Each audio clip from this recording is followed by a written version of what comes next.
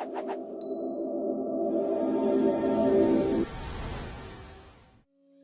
era digital seperti sekarang, teknologi informasi telah menyentuh hampir seluruh aspek kehidupan, termasuk dunia kerja dan sistem perpajakan.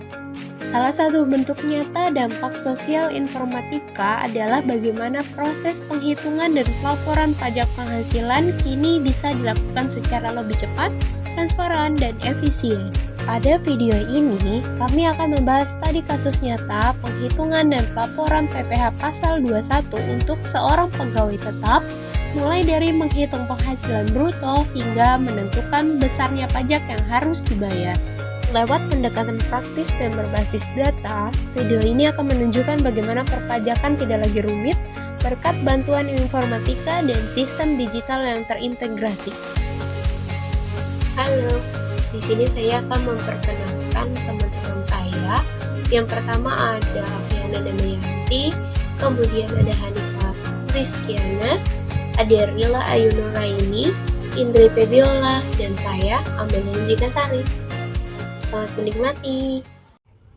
Nah, selanjutnya studi kasusnya pada tahun 2024, seorang pegawai tetap bernama Neni Mohaini menerima penghasilan berupa gaji bulanan sebesar Rp7.500.000, penerima tunjangan pajak sebesar Rp2.447.350, kemudian tunjangan hari raya atau THR sebesar Rp15 juta dalam setahun, serta perusahaan memberikan pengurang berupa biaya jabatan sebesar Rp4.500.000. Nah, berdasarkan status tidak kawin tanpa tunjangan atau TK0, pegawai tersebut dikenakan PPh Pasal 21 sesuai ketentuan tarif progresif.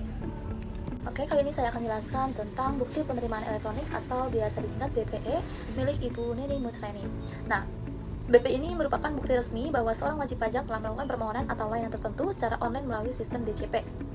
Pertama, kita lihat pada bagian atas tertulis nomor BPE, yaitu BPE 123934-CT-KPP 0502-2025. Ini adalah nomor arsip unit dari dokumen ini.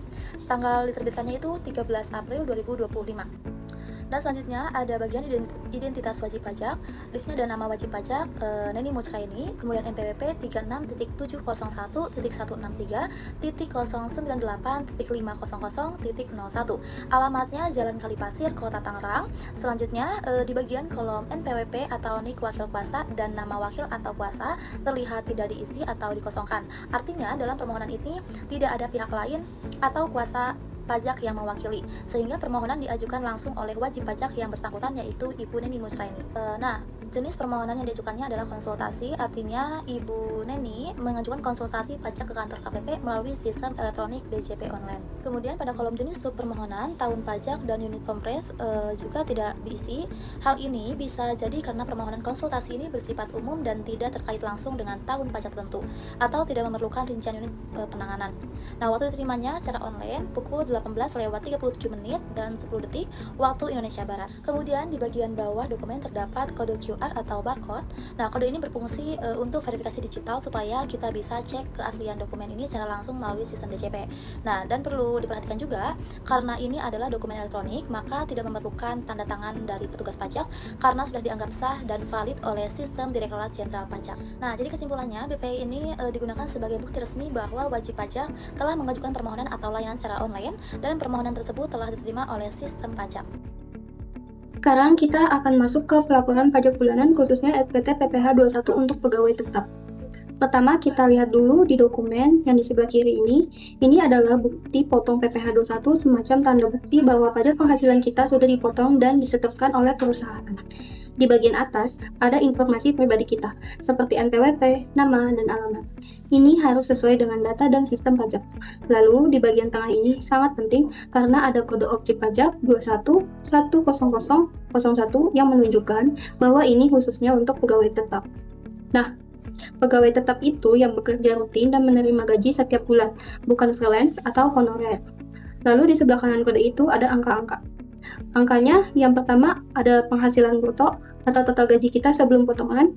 Yang kedua, biaya jabatan, potongan yang diizinkan oleh peraturan pajak. Yang ketiga, penghasilan neto atau bruto yang dikurangi biaya jabatan. Dan yang terakhir ada PPh terutang, inilah pajak yang harus dibayar dan biasanya sudah dipotong langsung oleh perusahaan. Nah, di sini udah aku highlight untuk kode 2110001. Ini kode yang dipakai untuk pegawai tetap, dan dasar pengenaan pajak sama dengan bruto. Untuk catatan, kalau nggak ada potongan seperti tunjangan jabatan atau lainnya, biasanya bruto ini jadi dasar perhitungan pajak. Jadi, intinya SPT bulanan ini penting untuk memastikan bahwa pajak dari gaji kita udah dipotong dan dilaporkan dengan benar. Nanti data ini juga akan masuk ke SPT tahunan kita. Di sini saya akan menjelaskan perhitungan pajak dari studi kasus tersebut, yaitu tertera gaji selama sebulan 7.500.000 dikalikan 12, yaitu dalam setahun, maka totalnya 90 juta rupiah. Lalu ada tunjangan PPh sebesar 2.447.350 rupiah dan tunjangan hari raya selama setahun yaitu 15 juta. Maka total penghasilan brutonya yaitu 107.447.350 rupiah. Dan ada pengurangan biaya jabatan sebesar 4.500.000, maka jumlah penghasilan netonya yaitu 102.947.350 rupiah. Tertera penghasilan neto yaitu sebesar 102.947.350 rupiah dan PTKP untuk TK0 yaitu 54 juta. Lalu ada PKP di 102.947.350 rupiah dikurangi dengan 54 juta, maka hasilnya yaitu 48.947.000. Untuk perhitungan PPh 21 dikarenakan PKP di bawah 60 juta, maka 5% dikalikan 48.947.000, hasilnya yaitu 2.447.350 rupiah. Maka PPh 21 yang dipotong adalah sebesar 2.447.350 rupiah. Lalu berikutnya ada pengisian SPT. Berikut contoh pengisian SPT tahunan PPh pasal 21 atas nama Neni Muhraini dengan status TK0 kawin tanpa tanggungan. Yang pertama itu ada penghasilan bruto, gaji atau uang pensiun berkala sejumlah 90 juta rupiah. Tunjangan PPh 2.447.350 rupiah. Tunjangan lainnya uang lembur dan segalanya 0. Honorarium dan imbalan lain sejenisnya 0. Premi asuransi yang dibayarkan pemberi kerja itu 0. Penerimaan dalam bentuk natura dan kenikmatan lainnya dikenakan pemotongan PPh pasal 21 0. Tantiem, bonus, gratifikasi, jasa produksi dan THR 15 juta rupiah. Jumlah penghasilan bruto dari poin 1 sampai 7 107.447.350 rupiah. Yang kedua itu ada pengurangan biaya jabatan atau biaya pensiun 4.500.000 rupiah. Iuran terkait pensiun atau hari tua 0. Zakat atau sumbangan keagamaan yang bersifat wajib dibayarkan melalui pemberi pekerja 0. Jumlah pengurangan poin 9 sampai 11 4.500.000 rupiah. Perhitungan PPh pasal 21. Jumlah penghasilan neto poin 8 sampai 12 itu ada 102.947.350 rupiah. Jumlah penghasilan neto untuk perhitungan PPh pasal 21 setahun atau disetahunkan itu 102.947.350 rupiah. Penghasilan tidak kena pajak atau PTKP ada 54 juta rupiah. Penghasilan kena pajak setahun atau disetahunkan 48.947 rupiah. PPh pasal 21 yang telah dipotong masa pajak sebelumnya itu ada 2.447.350 rupiah. PPh pasal 21 yang ditanggung pemerintah atau DTP yang telah dipotong masa pajak sebelumnya 0. PPh pasal 21 terutang 0. PPh pasal 21 dan PPh pasal 26 yang telah dipotong dan dilunasi pada selain masa pajak terakhir itu 0. PPh pasal 21 terutang ada 2.447.350 rupiah. PPh pasal 21 dipotong 1.256.343 rupiah. PPh pasal 21 ditanggung pemerintah atau DTP 0. PPh pasal 21 kurang bayar atau lebih bayar pajak terakhir ada 1.191.7 rupiah. PPh pasal 21 dipotong ada 1.191.7 rupiah. PPh pasal 21 ditanggung pemerintah atau DTP 0 rupiah. Dari perhitungan SPT tahunan berikut yaitu total penghasilan bruto ada 107.447.350 rupiah. PTKP ada 54 juta, PPh terutang ada 2.447.350 rupiah. PPh yang sudah dipotong itu 1.256.343 rupiah. PPh yang harus dibayar yaitu 1.191.7 rupiah. Kali ini saya akan menjelaskan caranya menggunakan Cortex atau login ke aplikasi Cortex. Jadi sama-sama ya. Oke, untuk langkah pertama kita bisa buka situs resminya yaitu pajak.go.id/corexdjp. Di halaman ini ada informasi masa pra-implementasi tanggal 24 sampai 31 Desember tahun 2024. Nah, untuk login pertama kali, caranya adalah klik centang persetujuan di sebelah pojok kiri, kemudian klik akses Cortex, nanti akan muncul tampilan halaman login Cortex DJP. Kemudian kita akan masukkan data login kita.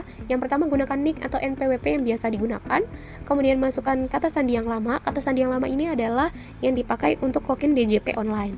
Kemudian pilih bahasa, masukkan kode CAPTCHA yang ada di sini, kemudian klik login. Jika gagal login seperti ini, padahal data sudah benar dan sudah dicoba berkali-kali, itu nggak perlu khawatir, lanjutkan aja ke proses reset password. Biasanya, link reset dikirim ke email atau nomor HP yang terdaftar di DJP online. Pilih salah satu metode, email atau SMS. Masukkan kode CAPTCHA-nya seperti yang tadi, centang pernyataan, kemudian klik kirim. Setelah menerima link, itu biasanya akan muncul tampilan untuk melihat username dan email, membuat password baru, konfirmasi password, kemudian membuat password.